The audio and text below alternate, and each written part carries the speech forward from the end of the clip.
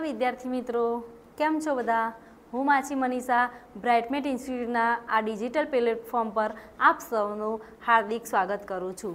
તો મિત્રો વિડીયો ચાલુ કરતા પહેલાં હું તમને કહી દઉં, લાઇક ના કરી હોય તો કરી દેજો, ચેનલને સબસ્ક્રાઈબ ના કરી હોય તો પણ કરી દેજો।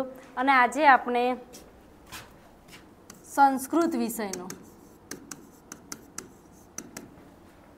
કઈ વિષય લઈશું? આપણે સંસ્કૃત વિષય, બરાબર છે। સંસ્કૃત વિષયમાં શું ભણીશું કે વ્યાકરણ, બરાબર છે। વ્યાકરણ સાંભળીને જ કે વ્યાકરણ કેટલું કંટાળાજનક લાગતું હશે તમને, પણ આપણે કંટાળવાનું નથી। આપણે ગમ્મત સાથે જ્ઞાન, શું લેવાનું છે? ગમ્મત સાથે જ્ઞાન। તમે મસ્તી કરતાં ખાવા ખાઓ છો, ખાવા ખાતા અત્યારે તો બધું ટીવી જોઈએ તો જ મોંમાં કોળીઓ ઉતરે। શું જોઈએ? પહેલાં તો ટીવી હોય તો જ મોઢામાંથી કોળીઓ નીચે પેટમાં જાય। આપણા વ્યાકરણને પણ એ રીતના જ જોવાનું છે, મતલબ એ રીતના શીખવાનું છે ગમ્મત સાથે। તો મિત્રો આજે આપણે જાણીએ કે વ્યાકરણમાં પહેલાં શું હોય। તો વ્યાકરણમાં શું હોય? બધા શું હશે વ્યાકરણમાં? એક જ વસ્તુ હોય, કક્કો ને 12 અક્ષરની, બસ આ જ હોય। આવું ના હોય, વ્યાકરણમાં ઘણું જ બધું આવે છે, પણ આપણે એ ધીમે ધીમે અને શાંતિથી એક એક ટોપિક શીખીશું, બરાબર છે। તો પહેલું જાણીએ વર્ણ, પછી આવશે સ્વર, પછી આવશે સંધિ। આ રીતે ઘણા જેવા ટોપિક છે કે જે આવતા જ જશે। તો આપણે શું કરવું છે? આપણે પહેલાં શીખીશું વર્ણ વિશે। શું શીખીશું? વર્ણ વિશે, બરાબર છે। પેન થોડી જાડી કરી દો। વર્ણ વિશે આપણે શીખીશું। તો મિત્રો વર્ણ શું છે? વર્ણ શું છે? વર્ણની વ્યાખ્યા શું? વર્ણ સાંભળ્યું જ કોઈ વાર? સાંભળી જશે બધાએ। વર્ણ એટલે સ્વર રહિત ઉચ્ચારણ કરવામાં આવે તેને શું કહેવાય? વર્ણ કહેવાય। શું કહેવાય? વર્ણ। વર્ણનું ઉચ્ચારણ શું થાય? ઉચ્ચારણ સ્વર રહિત, સ્વર રહિત એટલે કે સ્વર રહિત એટલે કે વગર, આના વગર ચાલશે, મારે પાણી વગર ચાલશે, આ એ વાળું છે। તો સ્વર રહિત એટલે સ્વરનો ઉપયોગ કર્યા વગર જે ઉચ્ચારણ કરવામાં આવે તેને શું કહેવાય? વર્ણ કહેવાય। શું કહેવાય? વર્ણ। વર્ણનું ઉચ્ચારણ કરતી વખતે સ્વરનો ઉપયોગ કરવામાં આવતો નથી। મિત્રો હું તમને એક વસ્તુ બીજી બતાવું કે ઉચ્ચારણ એટલે આપણે બોલીએ, આપણે ગુજરાતી હોય, હિન્દી હોય કે અંગ્રેજી હોય, કોઈ પણ ભાષા જ્યારે બોલીએ છીએ ત્યારે મિત્રો જોવાનું, તમે ધ્યાનથી અત્યારે જ ટ્રાય કરો। જે મિત્રો વિડીયો જોતા હશે તેમને હું કહું છું મારી જોડે તમે ટ્રાય કરો। તમે બોલો જો કેવું કઈથી અવાજ આવે છે? અમુક કઈ ગાલેથી આવતો હશે, મોઢામાંથી આવતો હશે, કંઠમાંથી આવતો હશે। પેલું બકરી બોલે ને બે, તો પેલા નાના બાળકો જ્યારે એવી એની કોપી કરતા હોય ત્યારે આમ કરે, ખબર છે? બે માયક જોવું પડે, બંધ તો નહીં થઈ ગયું ને, નહીં તો મારું બે બંધ થઈ જાય તો મિત્રો બે કરે એ કઈથી બોલે? ગળામથી બોલે। એવી રીતના ઘણા બધા એવા છે। કાગડો બોલે, કાગડો શું બોલે? કા, તો અહીંથી બોલે ઘા, શું બોલે? કા। એટલે મિત્રો આ રીતનું બધા જ વર્ણ જેનું ઉચ્ચારણ આપણે જે શબ્દો બોલીએ છીએ એનું ઉચ્ચારણ અલગ અલગ જગ્યાએથી થાય છે, એ આપણે શીખીશું। એ પહેલાં આપણે શીખીએ કે સ્વર શું છે? સ્વર શું છે? બરાબર છે। સ્વર વિશે જાણીશું કે આપણી સંસ્કૃત ભાષામાં સ્વર કેટલા છે, સ્વર કોને કહે છે અને સ્વર કયા કયા છે, આ 3 જાણવાનું છે। કયા ક્વેશ્ચન જાણવા છે? કે સ્વર વિશે। સ્વર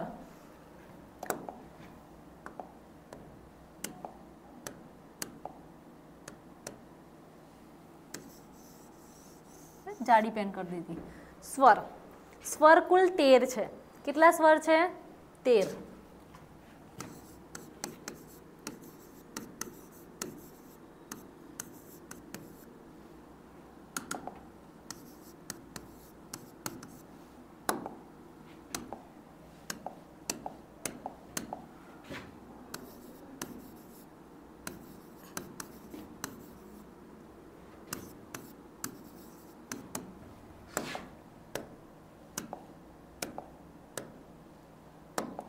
13 છે. કેટલા છે?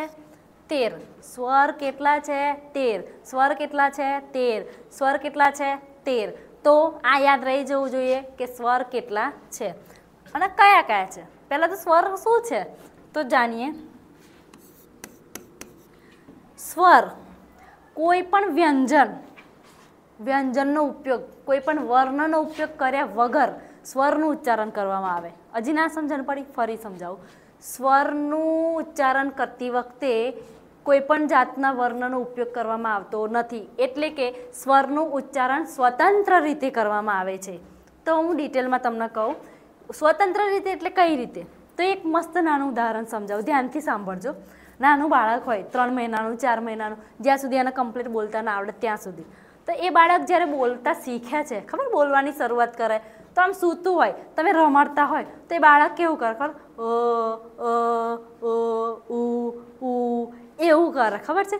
એને કોઈ શીખવાડ્યું કે તું બોલ, બોલ, તો એને સ્વરનું ઉચ્ચારણ નાનપણમાં જ કરી દીધું શીખ્યા વગર. એ સ્વતંત્ર રીતે કહેવાય. તો આપણે પણ સ્વરનું ઉચ્ચારણ સ્વતંત્ર રીતે થઈ શકે, જેમાં કોઈ પણ વર્ણનો ઉપયોગ કરવામાં આવતો નથી, કોઈ પણ જાતની વર્ણની સહાય લેવામાં આવતી નથી. તેને શું કહેવાય છે? તેને કહેવાય છે સ્વર. તો મિત્રો, સ્વરની વ્યાખ્યા આ રીતની થઈ.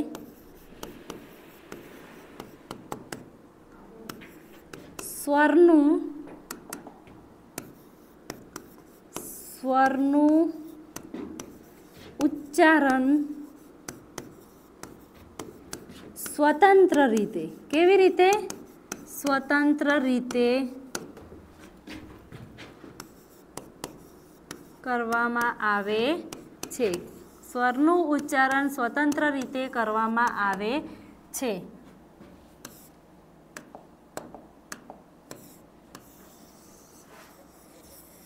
સ્વરનું ઉચ્ચારણ કેવી રીતે કરવામાં આવે છે? સ્વતંત્ર રીતે. તો સમજાઈ ગયું ને? સ્વર કુલ કેટલા છે? 13. સ્વરનું ઉચ્ચારણ કેવી રીતે કરવામાં આવે છે? સ્વતંત્ર રીતે. સ્વતંત્ર રીતે એટલે કે કોઈ પણ વર્ણનું મદદ લીધા વગર, કોઈ પણ જાતની શિખામણ વગર જે વસ્તુ આપણે જાતથી કરીએ છીએ એને શું કહેવાય છે? સ્વર. સ્વતંત્ર રીતે. કુલ સ્વર કેટલા? 13. સ્વરનું ઉચ્ચારણ કેવું થાય? સ્વતંત્ર રીતે. તો બધાને યાદ રહી ગયું ને? ચાલો આગળ આપણે જઈએ. સ્વર કયા કયા? આપણે કેટલા કીધા સ્વર? 13 કીધા. હવે એ 13 સ્વર કયા કયા છે તે જાણીશું. બરાબર છે? પહેલો સ્વર છે, પહેલા હું લખી દઉં બધા સ્વર. બરાબર છે? પછી સમજાવું.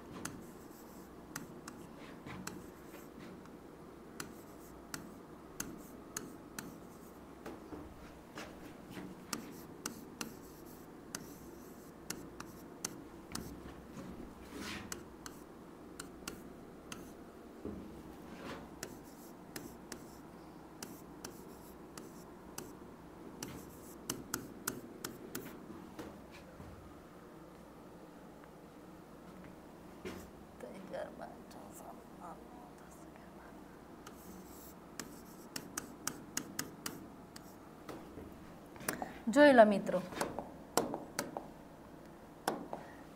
પહેલો છે અ, આ, ઈ, ઉ, ઋ, ઋ, એ, ઐ, ઓ, ઔ. તો કુલ કેટલા સ્વરો કીધા? 13. સ્વર એટલે શું? તેનું ઉચ્ચારણ કેવું થાય? સ્વતંત્ર રીતે.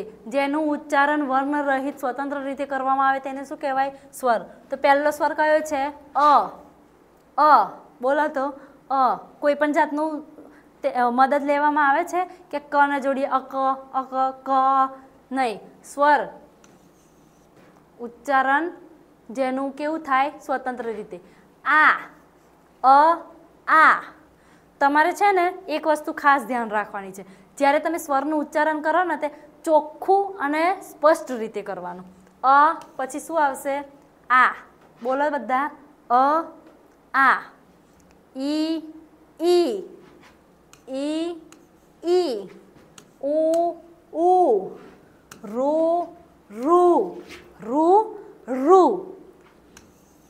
રૂ એ